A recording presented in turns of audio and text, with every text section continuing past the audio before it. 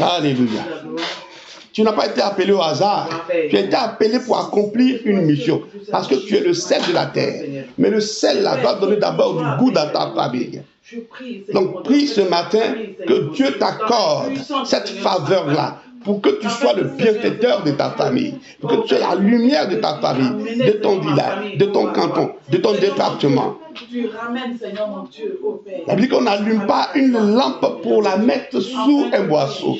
Puisque tu es la lampe de Dieu ce matin, que Dieu fasse que tu sois brillant, que Dieu fasse que tu sois lumineux, que Dieu fasse que tu brilles, que ton étoile brille, que ton étoile brille, que Dieu fasse briller ton étoile.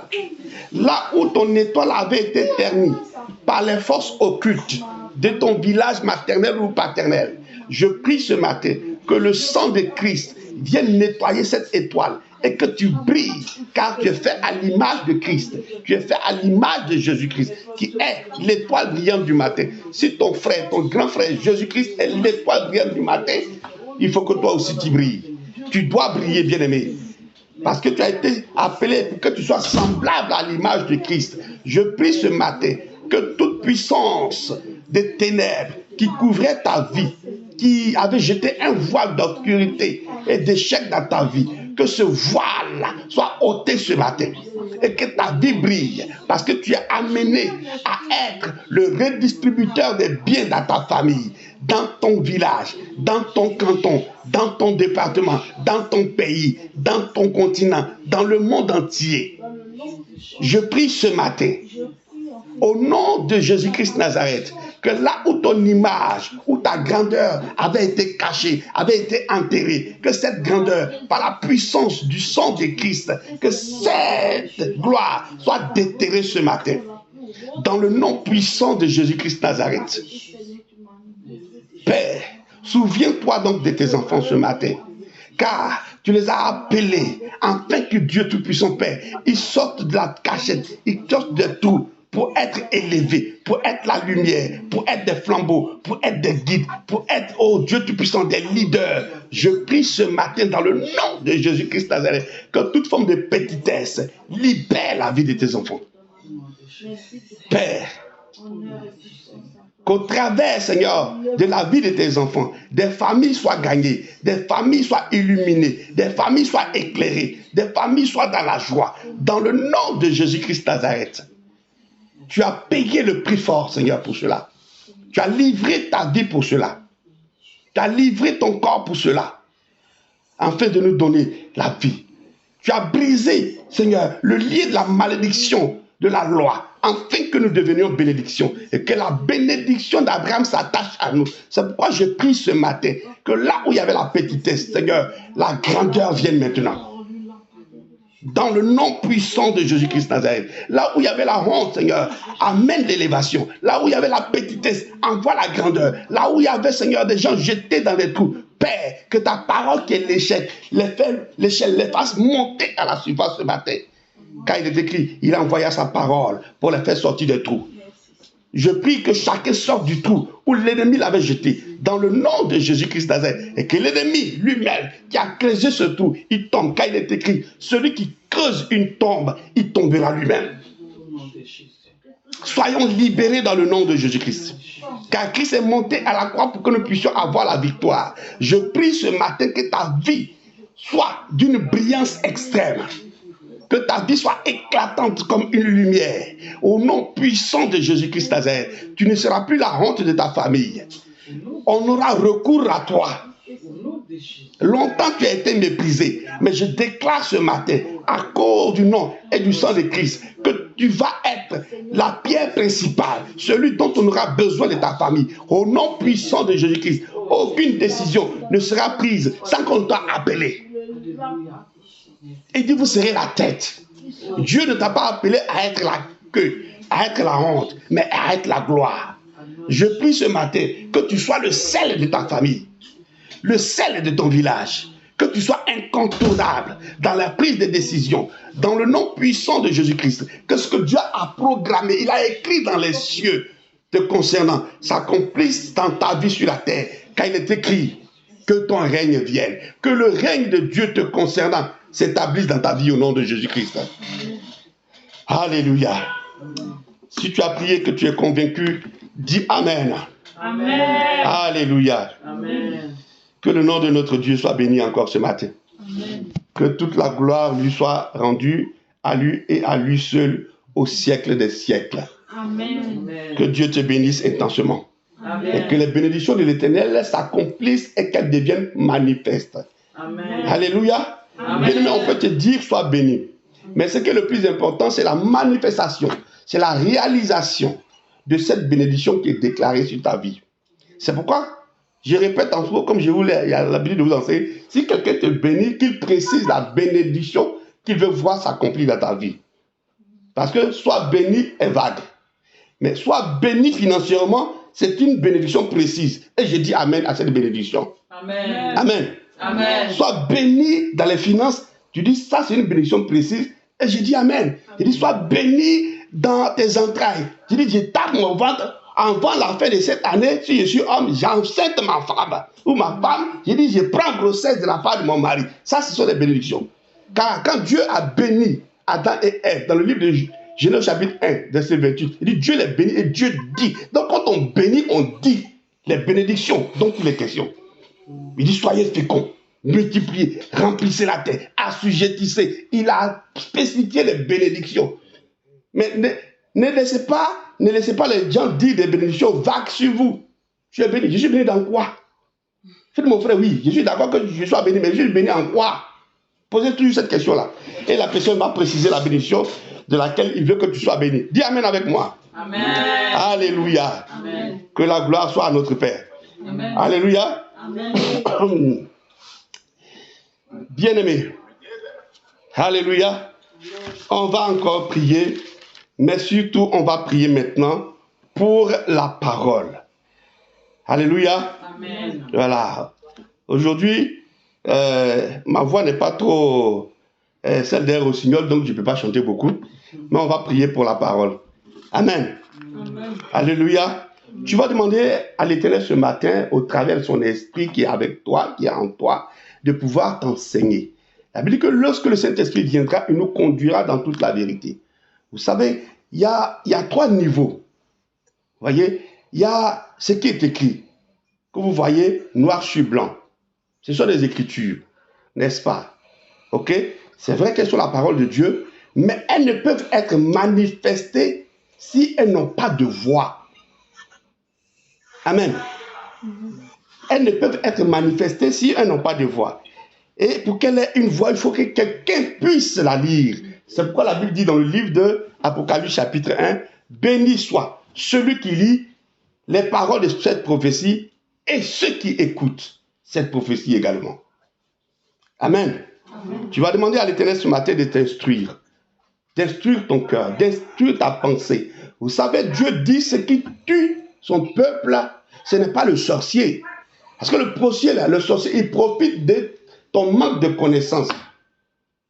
Ok? Le sorcier, il profite de ton manque de connaissance pour te retarder. Il profite de ton manque de connaissance là pour pouvoir apporter le blocage. C'est pourquoi Dieu a dit, mon peuple périt parce qu'il manque la connaissance. Donc la solution, n'est-ce pas, pour échapper au piège de l'ennemi et pour pouvoir le vaincre, c'est quoi? C'est de connaître qui est notre Dieu au travers de sa parole. Parce que c'est cette parole-là qui booste la foi. Or, c'est cette foi-là qui constitue le bouclier infranchissable. Il dit, prenez par-dessus tout le bouclier de la foi par lequel vous pourrez éteindre les traits enflammés de l'ennemi. Bien-aimé, si ton bouclier est perforé, Satan a le droit de pouvoir se saisir de toi et de faire de toi son choukouya. C'est pourquoi attachez-vous à la parole, méditez la parole, afin de constituer autour de votre vie un bouclier infranchissable. Amen. Amen. Tu vas prier donc ce matin et tu vas dire, Seigneur, ajoute une couche à mon bouclier par la connaissance de ta parole. Prie le Seigneur, bien-aimé. Père, ce matin, nous sommes à ta présence, ou du moins cet après-midi, pour être instruits de toi. Et nous prions dans le nom de Jésus-Christ Nazareth que tu nous instruises comme tu l'as toujours fait, au travers de l'inspiration de ton Esprit Saint éternel. Ce matin, nous te prions de te connecter à l'esprit, au cœur, à l'âme de chacun de tes enfants ce matin, afin que, Seigneur, ce que nous recevons soit retenu dans le plus profond de notre être et que Satan et ses suppôts n'aient pas la capacité de nous arracher cela. Seigneur, que cette parole qui sera semée en nous grandisse, Seigneur mon Dieu Père, et fasse croître notre foi de sorte que nous puissions être capables de déraciner des sycomores et de déplacer des montagnes dans le nom puissant et glorieux de notre Seigneur Jésus-Christ Nazareth. Père, instruis-nous dans toute la vérité et dans toute ta voix ce matin. Envoie-nous, Seigneur mon Dieu Père, non pas à la surface, non pas dans le fond, mais dans la profondeur, dans le nom de Jésus-Christ de Nazareth. Merci infiniment ce matin. Que la gloire soit à toi, l'honneur soit à toi, la magnificence soit à toi. Au nom puissant et glorieux de Jésus-Christ. Et nous t'avons prié et nous disons Amen. Amen. Alléluia. Amen. Bien, sans tarder, bien-aimés, nous allons rentrer, n'est-ce pas, dans l'enseignement du jour. Amen. Voilà. Pour ceux qui m'ont déjà suivi auparavant, ce sera une reprise parce que c'est un sujet qui crée des polémiques. Vous voyez, des gens font la confusion dans l'église, alors qu'il ne doit pas avoir de confusion dans l'église. Hein. En principe, parce que nous avons le même Seigneur et la même doctrine. La Bible dit qu'il y a un seul baptême, il y a un seul Seigneur. Donc quand la vérité de Dieu descend dans son église, elle doit être unique, elle doit être universelle. Amen. Elle doit être universelle. Nous allons parler aujourd'hui de comment est-ce que le salut est obtenu. De comment est-ce que le salut est obtenu. Et laissez-moi vous dire, ça ce serait un sujet pour une autre fois, mais le salut, il est unique. Et je précise d'ores et déjà qu'aucun homme ne peut être le salut parce qu'aujourd'hui, on attend beaucoup de choses. Certains prétendent être le salut aujourd'hui de ce temps ou de cette période ou de cette génération-là. Mais bien aimé, ce sont des suppôts de Satan. Je vous le dis en vérité. Mais ce n'est pas de ça que je vais parler aujourd'hui. Je vais vous parler de la manière dont est-ce que Dieu nous accorde le salut.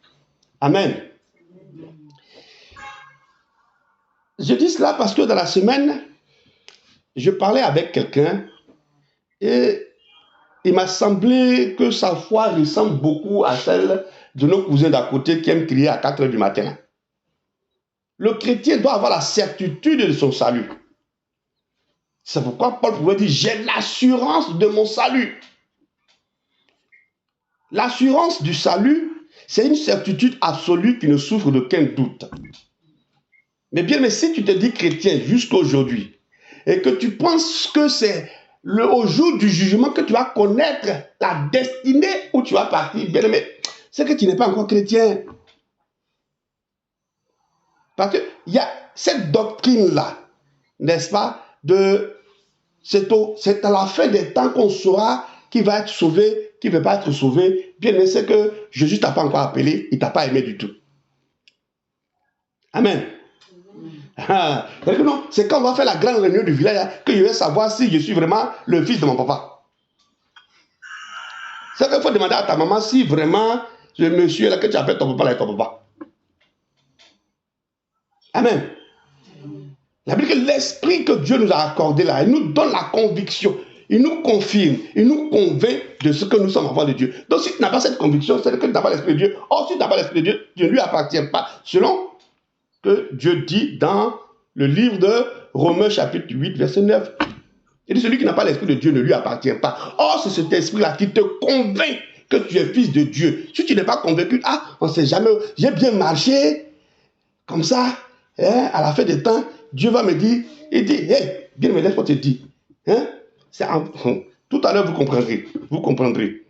Mais je vous mets déjà en garde, afin que cette pensée, cette idée, n'est-ce pas, du salut à la fin des temps là, vous l'enleviez dans votre esprit. Amen.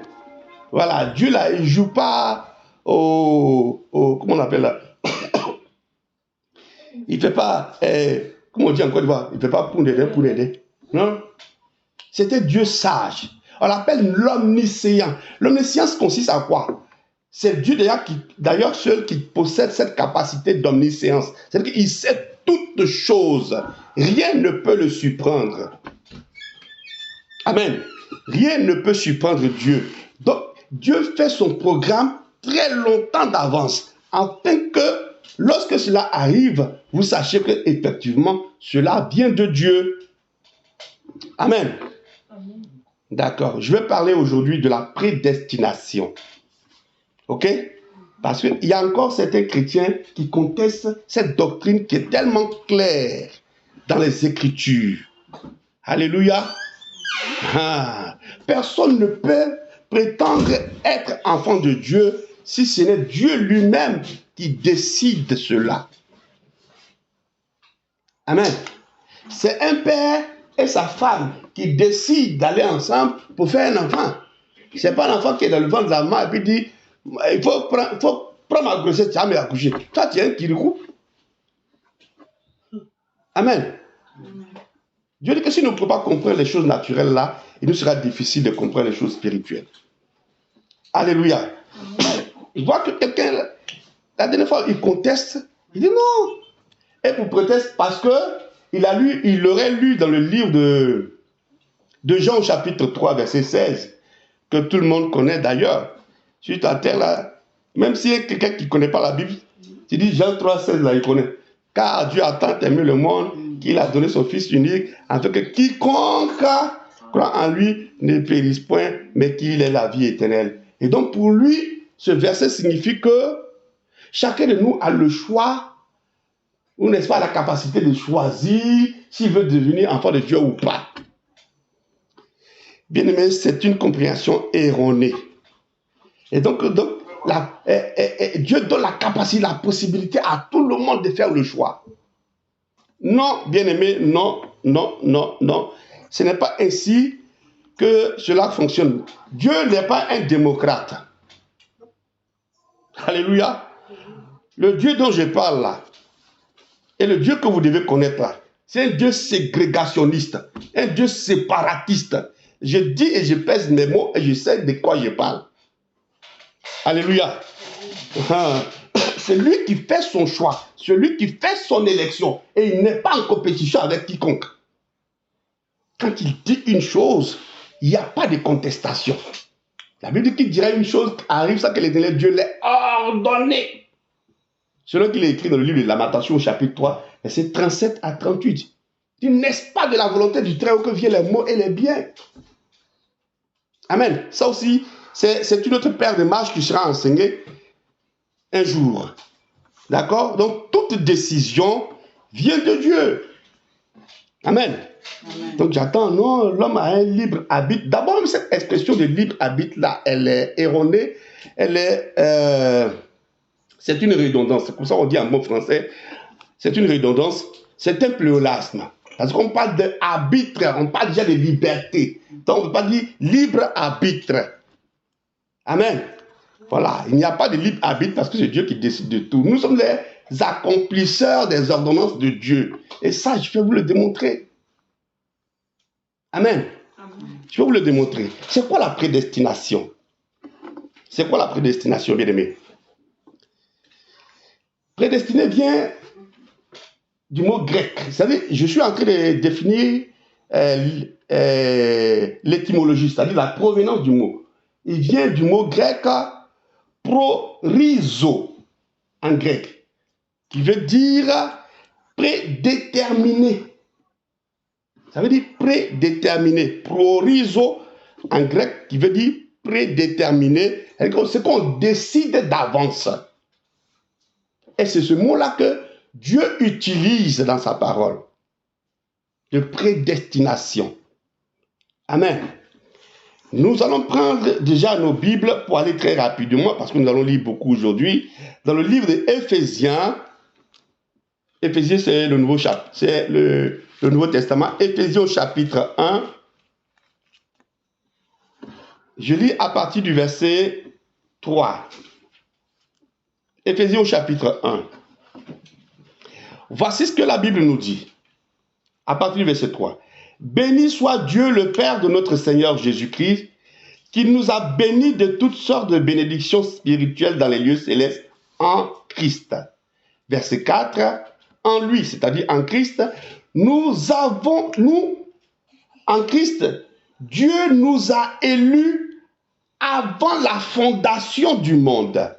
En Christ, Dieu nous a élus avant la fondation du monde.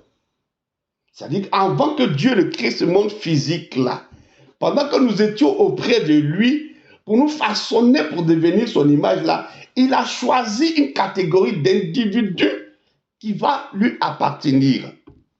Il dit, avant la fondation du monde, Dieu nous a élus. Il dit, il nous a sélectionnés. Élu, ça veut dire sélectionner. Ça veut dire choisir.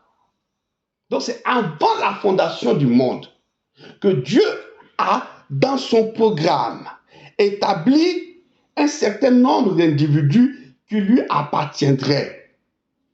Je continue. Donc, en lui, c'est-à-dire en Christ, Dieu nous a élus avant la fondation du monde pour que nous soyons saints et irrépréhensibles devant lui. Pour que nous soyons saints et irrépréhensibles devant lui.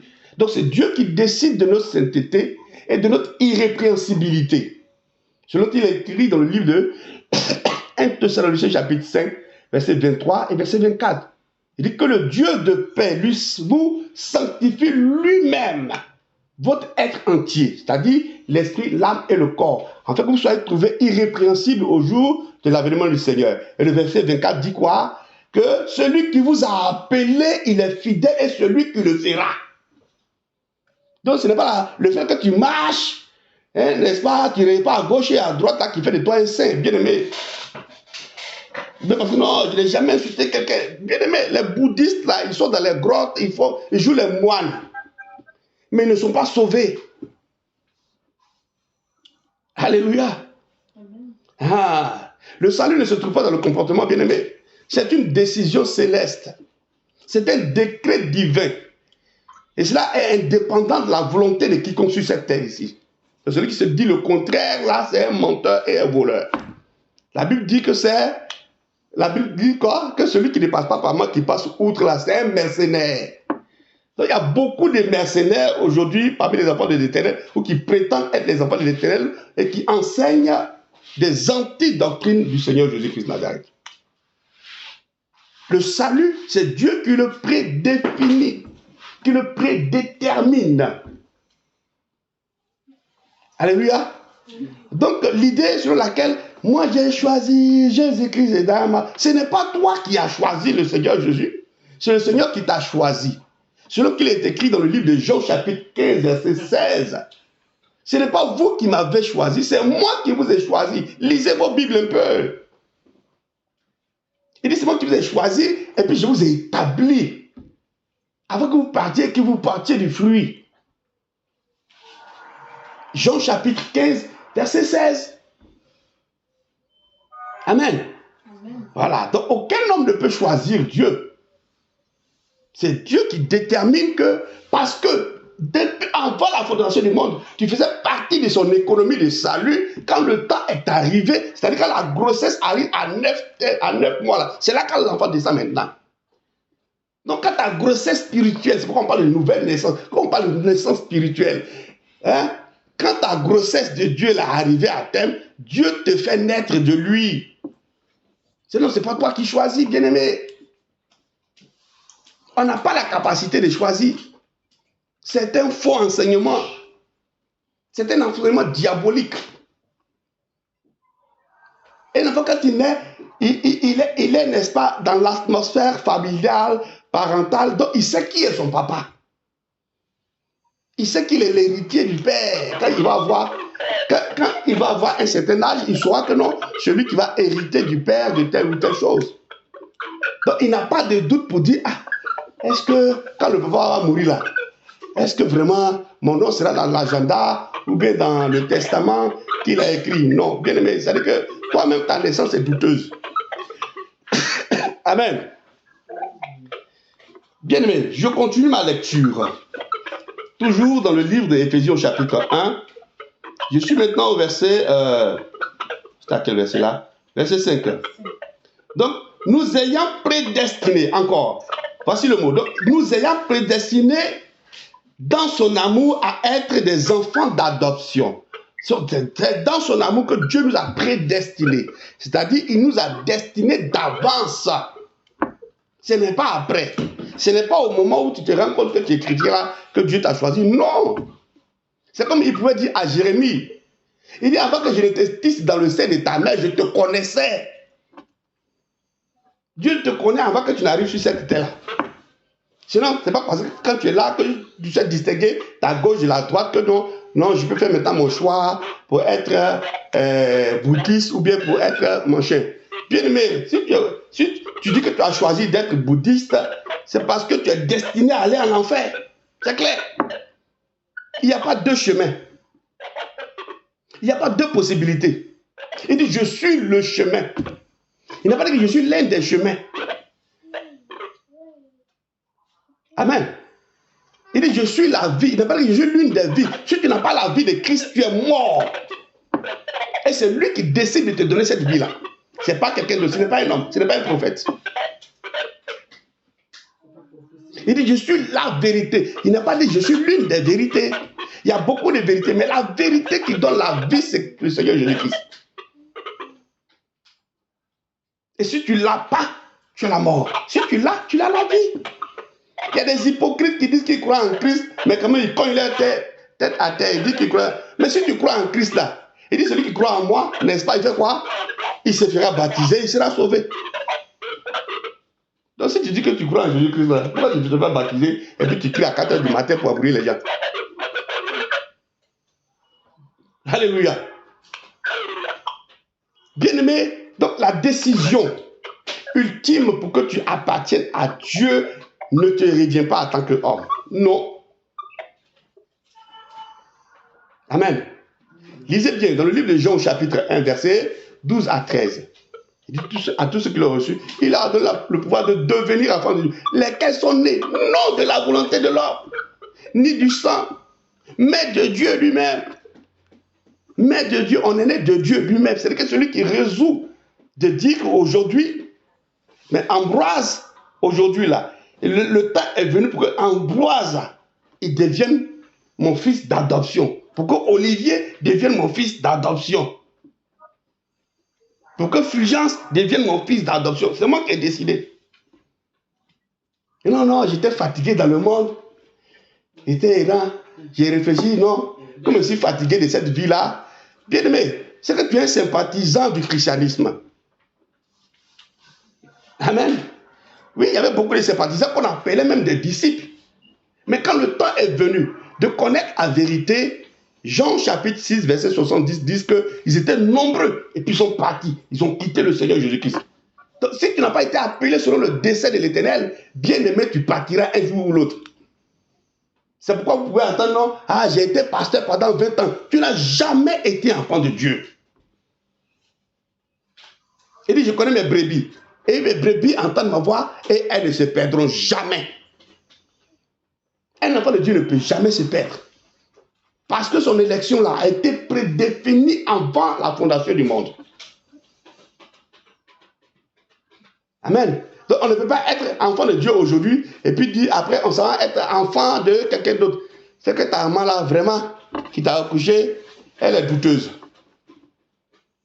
Elle déclare d'abord que tu es enfant du papa là qui t'a mis à l'école. Après, elle dit non, en fait c'était le voisin. Amen. Amen. C'est une maman bizarre. Elle est à revoir, cette maman. Notre Dieu n'est pas comme ça. Amen. Amen.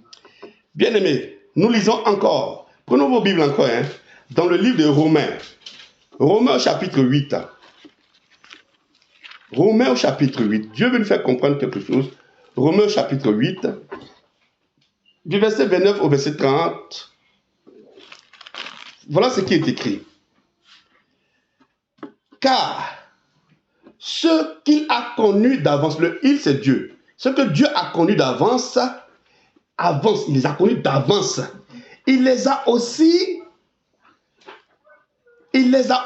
prédestinés à être semblables à l'image de son Fils, afin que son Fils, avec grand F, fût le premier-né entre plusieurs frères. Donc, l'idée selon laquelle Jésus est venu pour sauver tout le monde là est faux. On dit Jésus là, hein, il est le premier-né d'entre plusieurs frères. Plusieurs est différent de tout. Plusieurs, c'est vrai, c'est beaucoup, mais ce n'est pas tout. On dit on est prédestiné à être semblable, c'est-à-dire à ressembler à Christ. Cette prédestination-là, c'est parce qu'il nous a connus. Oh, il a dit que ce qu'il a connu, c'est lui qui les a appelés. C'est quand le temps a été déterminé par lui-même qu'il nous appelle à lui. Pour que nous soyons semblables à l'image de son Fils. Pour que son Fils là soit le premier-né de plusieurs frères que nous sommes, pas de tout le monde. C'est pourquoi quand tu n'as pas été prédestiné, si tu veux, il faut dormir chez le pasteur, prendre son sac, laver ses habits, laver sa voiture, même faire sa nourriture, lui donner toutes les dîmes du monde, mais bien aimé, tu es destiné à aller en enfer. Ça c'est clair. Alléluia. Amen. On va aller doucement, doucement. Amen. Et dit donc ce qu'il a connu d'avance, il les a aussi appelés. Et ce qu'il a appelé, il les a justifiés. Bien-aimé, tu ne peux pas te justifier. Aucun homme n'est capable de se justifier, bien-aimé. Amen. C'est l'Esprit de Dieu qui peut te rendre capable, n'est-ce pas, de vivre une vie de sanctification. Non, tes propres efforts là, c'est de l'hypocrisie. Amen. Amen. Il dit, ce que j'ai connu d'avance, je les ai prédestinés à être semblables à l'image de son Fils, Jésus-Christ, afin que Christ soit le premier-né dans plusieurs frères. Si Christ était venu pour sauver tout le monde, il n'aurait pas dit dans le livre de Marc, au chapitre 4, versets 11 à 12, lorsque ses disciples lui ont demandé, parce que la Bible dit que Jésus, quand il prêchait toujours en parabole. Il ne prêchait jamais sans parabole. Or, la parabole, c'est quoi? C'est des paroles imagées, énigmatiques. Ce jour-là, il a prêché sur quoi? La parabole du semeur. Et après ça, il s'est retiré avec ses disciples et les disciples lui demandent, mais dis-nous, pourquoi est-ce que tu as parlé en parabole comme ça? Mais nous, on n'a pas compris. Amen. On va voir la réponse de Christ dans le livre de Marc, au chapitre 4, à partir du verset 11. Regardons rapidement. Pour ceux qui prétendent que non, Jésus est venu pour sauver tout le monde là. Je vais voir. Si quelqu'un est venu pour sauver tout le monde là, on va voir s'il parle comme ça. Marc chapitre 4, à partir du verset 11. Je lis la parole.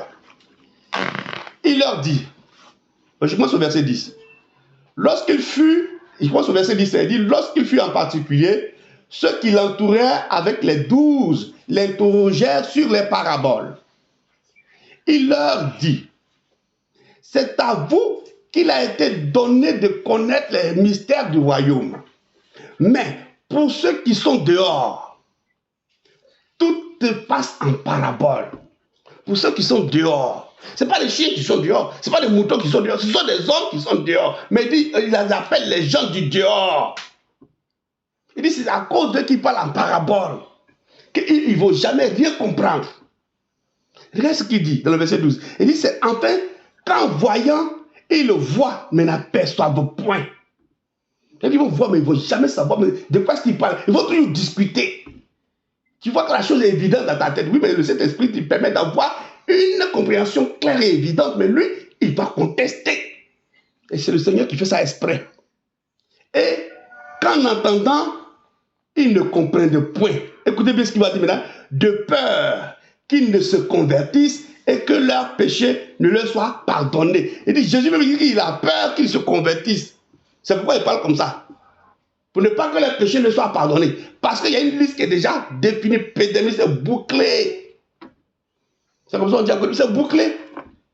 Donc si le bouddhiste qui fait Namyon Nijigro, s'il se convertit là, il va prendre la place de qui? Hein? Amen. Ah, c'est cette vérité-là qu'on doit nous dire crue, n'est-ce pas? Et nous, on aime ça ici. On aime les vérités crues. Voilà, comme Jésus parle, il scandalise quand il parle. Une vérité biblique doit scandaliser ceux qui n'appartiennent pas à Christ. Vous savez pourquoi est-ce que les nombreux disciples, la Bible les appelait les disciples, hein, ont quitté le Seigneur? Parce que ce jour-là, il a dit des vérités crues. Il dit, mais tes paroles sont dures, on ne peut pas les supporter. Qui peut les supporter? Lisez le livre de Jean chapitre 6, vous verrez. Qu'elle a dit que celui qui est le pain qui est descendu du ciel, que vos parents ont mangé la manne qui est descendue du ciel, mais ils sont morts. Mais moi, celui qui me mange là, il va avoir la vie éternelle. Mais toi tu penses que nous on est wabé ou bien quoi? Excusez-moi. Il dit, celui qui ne boit pas mon sang là, je ne vais pas le ressusciter. Il dit, ah bon? Donc toi, tu veux dire que toi tu es Dieu quoi? Il dit, c'est moi qui suis la résurrection et la vie. Et vous, lisez, vous allez voir. Dans le livre de Jean, chapitre 6, verset 66, on dit ce jour-là, plusieurs de ses disciples, donc, ils étaient considérés comme étant des disciples. On dit plusieurs. Ils ont quitté, on dit ils ne sont plus jamais allés avec lui. Et donc, des gens prennent ça pour préserver que non, on peut perdre le salut. Mais non, c'est faux. Ils n'ont jamais été avec lui. C'était des sympathisants. Amen. C'était des sympathisants.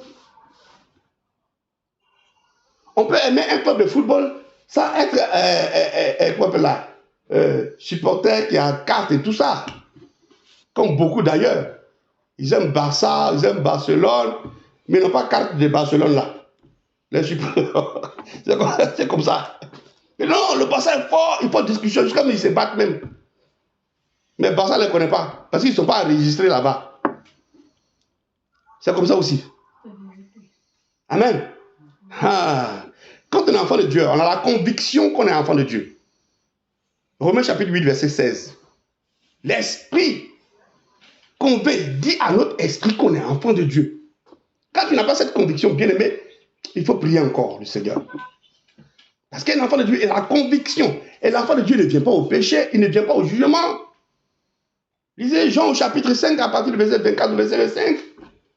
On passe de la mort à la vie. Il n'y a plus de condamnation pour ceux qui sont en Christ. Mais il faut avoir la conviction que tu es en Christ, bien-aimé. Non pas que tu vas à l'église.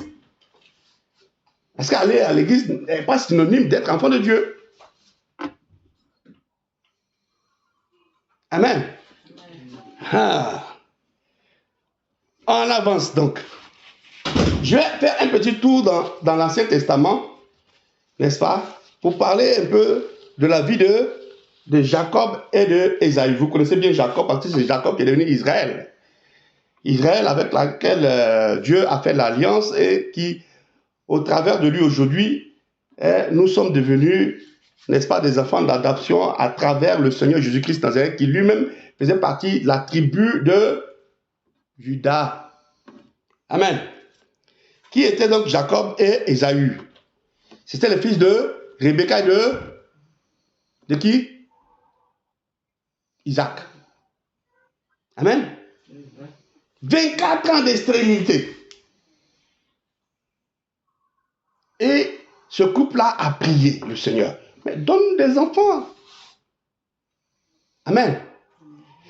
Donne-nous des enfants. Et Dieu a finalement promis à Rebecca que non, je vais te donner des enfants. Ce sera des jumeaux. Mais voilà ce qu'elle va dire. On va prendre nos Bibles. Dans le livre de Romains.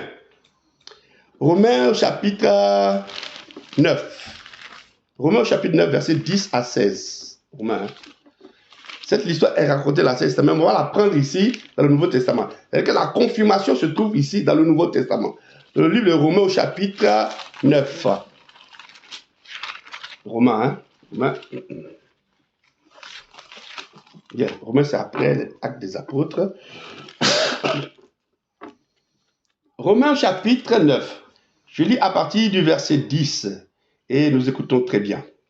Et de plus, je lis rapidement, et de plus, il en fut ainsi de Rebecca, qui conçut du seul Isaac, notre père, car quoique les enfants ne fussent pas encore nés, quoique les enfants ne fussent pas encore nés, et qu'ils n'eussent fait ni bien ni mal, afin que le dessein d'élection de l'Éternel subsista sans dépendre des œuvres, par la seule volonté de celui qui appelle. La seule volonté de celui qui appelle. Il fut dit à Rebecca, l'aîné sera assujetti au plus jeune. Selon qu'il est écrit, j'ai aimé Jacob et j'ai haï Ésaü. Les enfants n'étaient pas encore nés et Dieu avait fait son choix. En prophétisant à la maman, voici, je vais mettre 2 enfants dans ton ventre. Mais le plus petit là, il va commander le plus grand. Amen. Il dit, je n'aime pas le plus grand. Moi, j'aime le plus petit. C'est ce qui est écrit ici. Il dit, j'ai aimé Jacob et j'ai haï. C'est Dieu qui parle. J'ai haï Ésaü.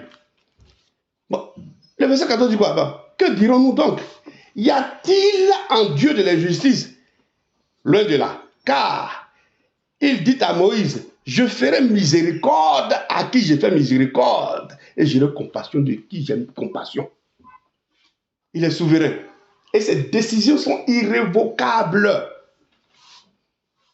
On dit, mais attends, les gars posent la question de savoir, mais les enfants ne sont pas encore nés et puis tu prends une décision. Il n'y a pas quelqu'un qui a fait du bien, il n'y a pas quelqu'un qui a fait du mal. C'est pourquoi il est faux de croire que c'est les œuvres qui nous sauvent. Comme dans certaines religions où on doit peser les viandes de mouton que tu as distribuées pendant ta basquille. Il dit ça dépend des œuvres. Il n'y a pas à faire de ngomi dedans. C'est sans dépendre des œuvres. C'est clair. Selon sa volonté. Amen. Et donc, les gens disent, mais attends, donc il y a de l'injustice à Dieu. Il dit non. C'est sa volonté, c'est sa décision. Donc c'est un avantage, c'est un privilège que Dieu ait décidé qu'avant la fin du monde, moi, je sois sur sa liste. À ça, je dis très fort Amen. Amen. C'est ça qui fait ma joie. C'est ça qui fait ma fierté. Et c'est en ça que je me glorifie en Jésus-Christ. Parce que sans avoir posé une œuvre, je ne l'ai pas corrompu, je n'ai pas fait une offrande quelconque, n'est-ce pas, à Dieu, ou une libation, ou un sacrifice quelconque, et puis Dieu m'a choisi avant la fondation du monde. À cela, je ne mets que la gloire et bien à Dieu. Et comme pouvait dire David, je te rends gloire de ce que je suis une créature si merveilleuse. Voici comment un enfant de Dieu parle. Je suis une créature si merveilleuse. Ma fille dit, je suis une créature si merveilleuse. Et c'est ça qu'une créature si merveilleuse. Mais non, là, nous là, on est modeste. Non, c'est pas qui est modeste. Modeste, c'est un quartier de pauvres. C'est là, on peut être modeste. Amen. Amen. Bien-aimés, nous devons être fiers d'appartenir au Seigneur Jésus-Christ. Parce que c'est une décision divine. Et cette décision, elle ne souffre d'aucun doute. Amen. Elle ne souffre d'aucun doute. Nous allons voir un exemple. Dans le livre des Actes des Apôtres, au chapitre 16, vous avez certainement entendu parler de Lydie, la sœur Lydie. Qui a déjà entendu Lydie?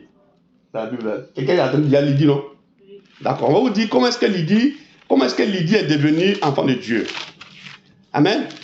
Actes des Apôtres, chapitre 16. Je lis à partir du verset 15. Acte 16, hein? Bien. Je vais commencer au verset 13, hein? Le jour du sabbat, nous nous rendîmes hors de la porte, vers une rivière où nous pensions que se trouvait un lieu de prière. Ce que vous appelez l'église aujourd'hui là. C'est pourquoi je dis que non, la maison, c'est pas ce qu'on appelle l'église. Dans l'Ancien Testament, dans la Bible là, à l'église primitive, on dit lieu de prière. Parce que c'est nous qui constituons l'église. L'église, c'est le corps, les membres du Christ là, qu'on appelle église. C'est ça qui va venir enlever. Ce n'est pas les bâtiments là qui vont s'élever pour partir avec lui. Non. Il dit, on allait vers la rivière pour voir si on pouvait trouver un lieu de prière. Et c'est ce qui est toujours mentionné, lieu de prière. Amen. Si toi tu dois chapelle ou synagogue, c'est un lieu de prière. L'église, c'est toi et moi. Amen. Amen. Voilà. Donc, il peut y avoir, n'est-ce pas, des temples appelés églises, mais dans lesquels ne se trouve pas église. Parce que c'est ceux qui sont dedans là qui déterminent ce qu'on appelle l'église. S'ils sont dedans, mais qui n'ont pas l'Esprit de Dieu, ils n'ont pas été scellés par l'Esprit de Dieu, ce n'est pas une église. C'est un rassemblement d'individus. Parce qu'il y a beaucoup aujourd'hui dans le rassemblement d'individus qui ne sont pas scellés du Saint-Esprit. Parce que quand tu es scellé du Saint-Esprit, le Saint-Esprit te conduit dans la vérité. Tu ne vends pas huile. Comme un dialogue. Tu ne vends pas mouchoir. Parfum. Tu ne vends pas parfum. Les fleurs. Il faut créer. Ça c'est supermarché. Chez le fleuriste. Amen. Il n'y a pas string sanctifié. Il y a des strings sanctifiés. C'est des marmailleurs. Amen. C'est pas ça qu'on appelle l'église. Ce sont des boutiques. Alléluia. Donc, lisons. Donc, l'histoire de notre sœur Lydie. Il dit, le jour du sabbat, nous nous rendîmes hors de la porte vers une rivière où nous pensions que se trouvait un lieu de prière. Nous nous assîmes et nous parlâmes aux femmes qui étaient réunies. Donc, il y avait les femmes qui étaient réunies en ce lieu-là et ils se sont mis à prêcher, à parler à ces femmes. Écoutez très bien. Le verset 14 dit, l'une d'elles, nommée Lydie, marchande de pourpre de la ville de Thyatire, était une femme qui craignait Dieu. Et elle écoutait aussi, elle était là. Le Seigneur lui ouvrit le cœur. Est-ce qu'elle était seule là? On dit, il y avait plein de femmes qui étaient assises là. Mais le Seigneur lui ouvrit le cœur pour qu'elle fût attentive à ce que disait Paul. Lorsqu'elle eut été baptisée, où étaient les autres? On dit, il y avait plusieurs qui étaient là. C'est Dieu qui lui a ouvert l'esprit à elle seule, dans tout le groupe là. C'est Jésus qui est venu pour sauver tout le monde là. Pourquoi il n'a pas pris toutes les femmes là? Pourquoi il n'a pas ouvert l'esprit à toutes ces femmes là pour qu'elles puissent se faire baptiser et puis leur famille? Hein? Parce qu'ils ne font pas partie de l'économie du salut de Dieu. Il a fait ce rassemblement pour une seule femme. Il y avait beaucoup de personnes qui étaient là. On dit c'est une seule femme qui a ouvert son esprit parce que c'est elle qui est prédestinée à être semblable à l'image de Christ. C'est elle qui fait partie de l'économie du salut de Dieu. Alléluia. Et même si les autres s'élevaient parce qu'elles s'élevaient, bien aimés, elles finiront par partir. Parce qu'il dit, je connais mes brebis. Amen. Amen. Voilà. Alléluia. Amen. Nous allons voir encore un autre texte. Un autre texte dans le même livre des Actes des Apôtres, au chapitre 13, versets 47 à 48.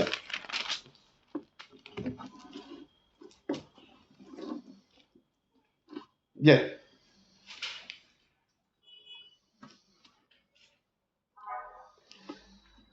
Je commence au verset 46. Paul et Barnabas leur dirent avec assurance, c'est à vous premièrement que la parole de Dieu devait être annoncée, en parlant des Juifs, mais puisque vous la repoussez et que vous vous jugez vous-même indigne de la vie éternelle, voici nous nous tournons vers les païens. Donc, ils vont se tourner vers les païens. Verset 47. Car ainsi nous l'a ordonné le Seigneur, j'étais établi pour être la lumière des nations, pour apporter le salut jusqu'aux extrémités de la terre. Verset 48. Les païens se réjouissaient en attendant cela. Ils glorifiaient la parole du Seigneur et tous ceux qui étaient destinés à la vie éternelle crurent. Tous ceux qui, parmi tous ces païens qui se réjouissaient, qui attendaient, ceux qui étaient destinés à la vie éternelle, c'est eux qui ont cru, pas tout le monde. Amen. Amen. Seuls ceux qui étaient destinés à la vie éternelle, c'est eux qui ont cru, bien-aimés. Donc le fait que tu aies cru au Seigneur là, c'est une décision divine. Éphésiens chapitre 2. Éphésiens chapitre 2, versets 8 à 10.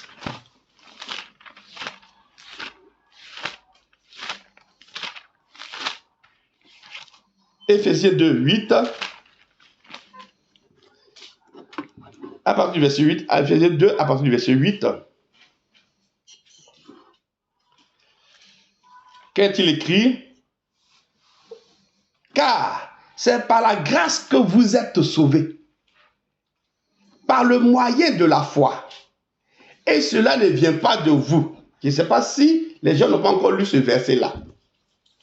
C'est par la grâce que vous êtes sauvés au moyen de la foi, et cela ne vient pas de vous, c'est un don de Dieu. La foi même que nous manifestons là ne vient pas de nous, c'est un don de Dieu.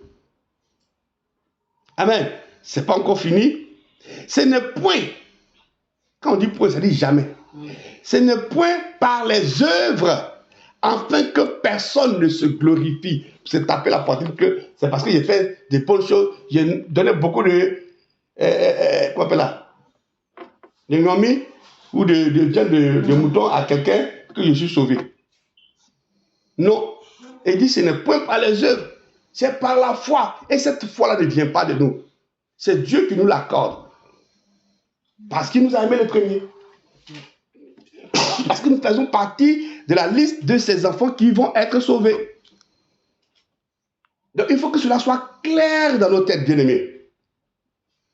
Nous avons été élus par Dieu. Amen. Si quelqu'un, il s'autoproclame peut-être député, c'est que c'est un dictateur. Il faut que tu sois élu pour qu'on dise, qu'on reconnaisse que non, ce suffrage-là a été validé parce que les gens sont venus à toi. Et donc, pour que tu sois validé en tant qu'enfant de Dieu, il faut que ce soit Dieu lui-même qui te choisisse. Il faut que tu naisses de lui. C'est ce que Nicodème, qui était le docteur de la loi, était respecté, ne comprenait pas. C'est pourquoi il est venu de nuit auprès de Christ pour dire, mais dis-moi, moi je suis vieux comme ça, il y a 62 ans, comment je peux rentrer dans le ventre de ma mère parce que tu parles de nouvelle naissance?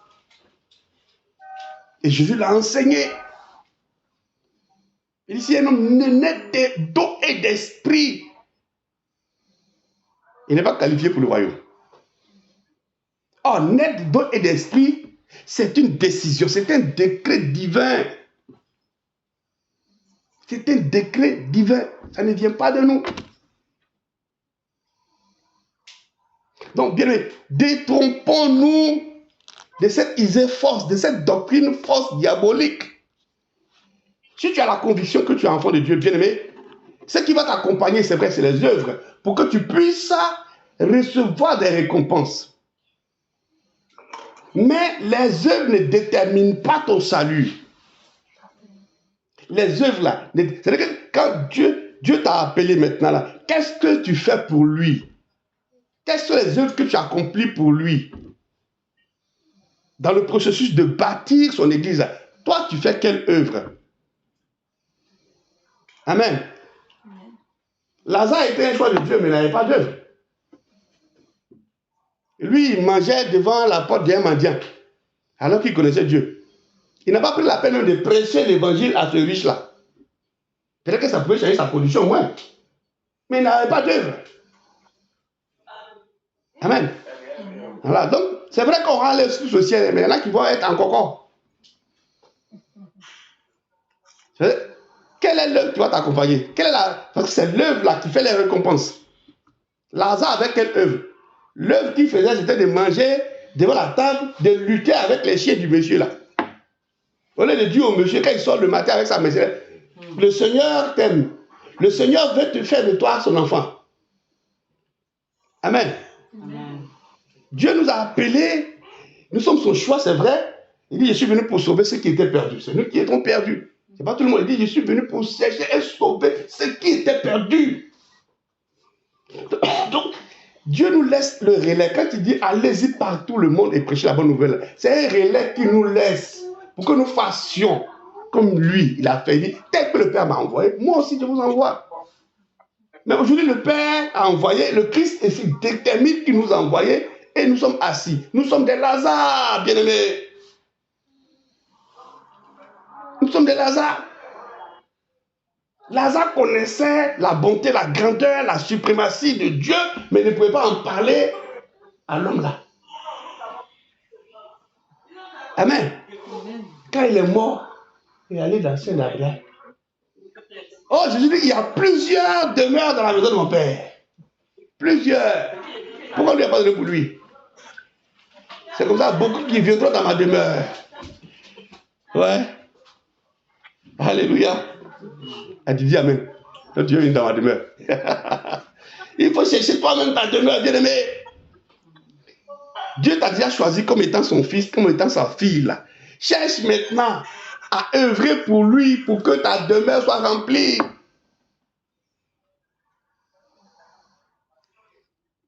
Amen. La Bible dit, oh, car nous sommes son ouvrage, ayant été créés en Christ pour de bonnes œuvres que Dieu a préparées d'avance, afin que nous les pratiquions. Est-ce que tu as cherché ces bonnes œuvres-là pour que tu les pratiques? En tant qu'enfant de Dieu. Dieu t'a sauvé, c'est vrai. Mais il dit en même temps, c'est la suite de ce que j'ai lu tout à l'heure. Car nous sommes, n'est-ce pas, son ouvrage ayant été créé en Jésus-Christ pour de bonnes œuvres que Dieu a préparées d'avance pour que nous puissions les accomplir, pour que nous puissions les pratiquer. Quelles sont les bonnes œuvres là? Est-ce que tu as déjà demandé ces bonnes œuvres là? D'ailleurs, je me demande, est-ce que tu as déjà vu ce passage-là pour que tu puisses demander les bonnes œuvres pour lesquelles tu as été créé? Et si tu as sélectionné là, pour que tu sois son fils là, il y a des bonnes œuvres qu'il a préparées pour que tu puisses les pratiquer. C'est parce que Dieu t'aime et voudrait que tu bénéficies, quand tu seras dans les lieux célestes là, dans la félicité là, pour que tu bénéficies de ce qu'on appelle la gloire. Parce que laisse-moi vous dire, on ne serait pas logé à la même enseigne. On va hériter le royaume des cieux, mais on ne sera pas logé à la même enseigne. Tu ne peux pas être logé dans le même quartier que Paul, que Pierre.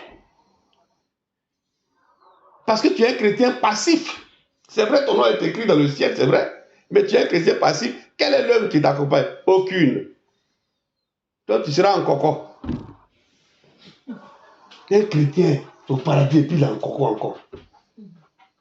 Amen. Amen. Que Dieu bénisse quelqu'un ce matin. Amen. Alléluia. Amen. Il y a encore beaucoup de passages, beaucoup de versets, mais je vais m'arrêter là, qui démontrent que le fait de naître de nouveau là est indépendant de notre volonté. Alléluia. Le fait d'être enfant de Dieu, d'être fils d'adoption ou fille d'adoption là, ça ne nous revient pas à nous de le décider, non. Je répète encore dans le livre de Jean au chapitre 15, verset 16, il dit, ce n'est pas vous qui m'avez choisi. Donc arrêtez de dire, c'est moi qui ai choisi. Non. Il dit, nul ne peut venir à moi si le Père qui m'a envoyé ne l'attire. Et pour conclure, nous allons prendre Jean au chapitre 10. Jean au chapitre 10.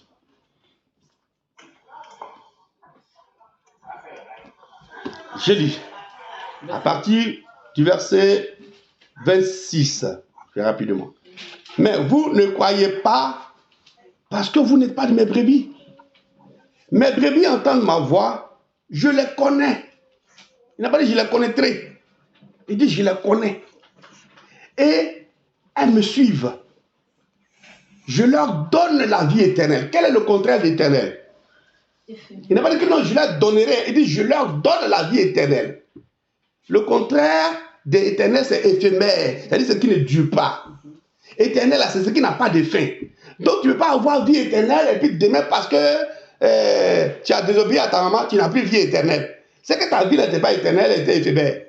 Jésus ne donne pas vie éternelle, il donne vie éternelle. Il dit, je leur donne la vie éternelle. Là. Écoutez très bien. Il dit quoi? Je leur donne la vie éternelle et elles ne périront jamais. Elles ne périront jamais. Et personne ne les ravira de mes mains. Donc, si est dans la main de Christ et puis tu dis que non, Non, moi, je ne suis plus Christ. Il m'avait sur Bouddha. Tu n'as jamais été de ta main, tu étais sur ses doigts. Oui, c'est vrai. Il y a beaucoup qui sont sur ses doigts, sur sa main. Il dit dans sa main. Il n'a pas dit sur sa main. Amen. Amen. Ah. Et il poursuit pour dire, mon Père qui me les a donnés est plus grand que moi, que tous. Et personne ne peut les ravir de la main de mon Père. Eh, attends, c'est dans quel bain il est? Attends, on est en plus. Parce qu'il dit sa main, après il dit encore, on est dans la main de son Père. Et ça, les musulmans, ils sont mélangés. Il n'y a que Jésus qui est Dieu. Le nom de Jésus là, le nom de Dieu, c'est Jésus. Un Dieu doit avoir un nom. Un Dieu, n'importe quel Dieu, il doit avoir un nom. Dieu, ça veut dire objet d'adoration. Donc, ce n'est pas un nom. Un Dieu, là, il doit avoir un nom. Nous, le nom de notre Dieu, là, s'appelle Jésus. Il dit ici sa mère, après il dit encore mère de papa. Amen. Il dit, moi et le Père, nous sommes un. Amen. C'est lui là, il dit, moi et le Père, on est un. Donc si on a la main de Christ, c'est qu'on a la main, on est dans la main du Père. Il dit, personne ne peut les ravir de la main du Père. Il dit, personne ne peut les arracher de ma main. Donc on ne peut pas être chrétien aujourd'hui et puis on va être bouddhiste demain, c'est impossible. Si vous avez entendu ça, vous dites non, j'ai témoignage, moi j'étais chrétien et puis tu n'as jamais été chrétien. La Bible est claire dessus. Et il y a des exemples bibliques. Il y a plusieurs qui ont suivi, la Bible dit plusieurs. Vous pouvez dire, Jean chapitre 6, verset 66. Mais parce que la vérité est sortie finalement, la vérité nous a chassés. Mais nous, la vérité nous a franchis. C'est quand vous allez lire le même passage, le verset 68, il a demandé aux 12 là, il dit, et vous ne partez pas aussi? Mais à qui irons-nous? C'est pas, parole de vie là, c'est toi, non? On va partir où?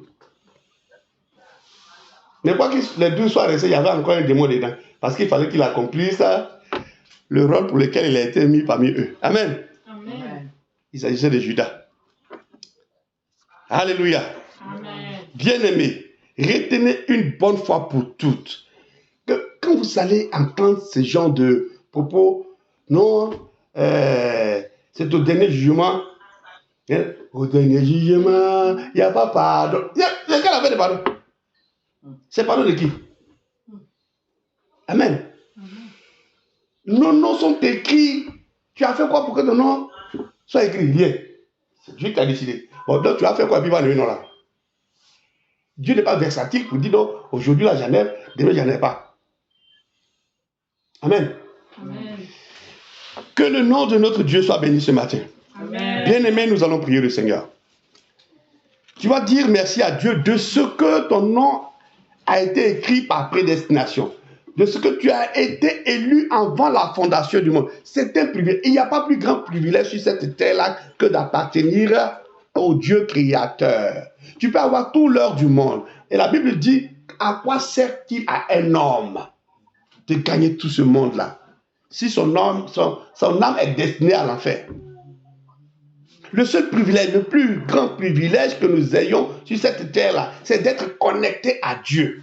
Et cette connexion-là, ce n'est pas nous qui l'avons établie, c'est Dieu lui-même qui a établi cette connexion. Que son nom soit béni, que la gloire lui revienne, que l'exaltation et l'adoration soient à lui au siècle des siècles. Et nous disons Amen. Amen. Nous prions le Seigneur. Père, nous te disons merci infiniment pour cet enseignement, pour cette conduite ce matin, pour cette orientation, pour cette éclaircie. Parce que Dieu Tout-Puissant Père, la confusion régnait dans le cœur de tes enfants et tu as voulu, Seigneur, ce matin, que par ta parole, la vérité vienne pour trancher, pour ôter. La vérité qui est l'épée à deux tranchants, pour ôter et séparer joint et jointure. Au nom de Jésus-Christ de Nazareth, que tout ce qui était épine, de méconnaissance ou de doute dans le cœur concernant ton salut, que cela soit ôté ce matin au travers de cet enseignement. Béni sois-tu, Seigneur, pour ta parole que tu as sémée dans notre esprit, que cette parole demeure et qu'elle nous fasse croître au nom puissant de Jésus-Christ de Nazareth. Merci, Seigneur, pour la conviction que tu nous donnes de ce que nous sommes, tes enfants d'adoption. au nom puissant de Jésus-Christ. Et nous disons Amen. Amen. Bien-aimé, je te donne un dernier conseil. Si tu as encore du doute dans ton cœur, si tu n'as pas la certitude, comme Paul a eu la certitude, il a dit, j'ai l'assurance de mon salut. On a l'habitude de chanter ça dans nos congrégations. J'ai l'assurance de mon salut. Bah, tu ne peux pas avoir dit, après avoir dit ça, et puis tu doutes, tu dis, faut pas que je rate le ciel. Mais comment un chrétien peut dire, faut pas que j'ai raté le ciel? Ça n'a pas de sens. C'est que tu n'es pas encore chrétien. Bien, mais si tu as encore ce genre de doute dans ton esprit là, va et prie le Seigneur. Tu dis, Père, fais-moi naître de nouveau. Un enfant ne demande même pas, il faut me faire naître. Mais que Dieu te donne son esprit. Si tu es de lui, tu auras cet esprit et tu auras cette conviction à toi. Quels que soient les vents et marées, tu seras tellement planté. Les disciples, les apôtres, ils n'ont eu peur de rien. Il y en a qui ont été jetés dans l'huile bouillante et ils n'ont pas refusé le Seigneur. Jacques a été scié. Lui-même, il était dangereux. Alléluia. Ils ont porté leur croix. Il y en a qui ont été brûlés vifs. Vous connaissez, Daniel a été jeté dans le fosse au lieu, n'a jamais régné le Seigneur. Pourquoi? Parce qu'il a été scellé. Bien aimé, je prie ce matin que tu sois scellé du Saint-Esprit. Au nom de Jésus-Christ Nazareth. Que rien ne t'ébranle. Qu'aucune situation, quelle qu'elle soit, qui arrive dans ta vie, ne te fasse pas reculer. Dans le nom de Jésus-Christ Nazareth, que ta foi soit bâtie sur le roc, que tu sois affermi à tout jamais. Dans le nom puissant de Jésus-Christ Nazareth, je prie ce matin que de la position là où tu te trouves, que l'ange de l'Éternel te visite et qui t'accorde la conviction, qui t'accorde de ce que tu saches que tu es enfant de Dieu. Que tu fais partie des élus, que tu fais partie des choisis, des prédestinés, que la gloire de l'Éternel repose sur ta vie et ta maison au nom de Jésus-Christ. Amen. Amen. Ok, bien, nous allons passer aux offrandes. Mais maintenant, pour ceux qui sont en direct là, il n'y a pas d'offrande pour vous. Hein? Offrande, on fait ça ici. Le jour qu'on va se croiser là, vos offrandes, vous allez envoyer. Donc, mettez ça à côté. Olivier, ton offrande là, il faut mettre ça à côté. Ambroise, ton offrande là, mets ça à côté. Hein? Le jour que tu mets les pieds ici, Olivier, le jour que tu arrives net à l'aéroport, donne l'offrande ici. En même temps. Allez, que Dieu vous bénisse. Allez, que Dieu vous bénisse. À tout à l'heure. Amen. Maintenant, nous, on fait l'offrande ici.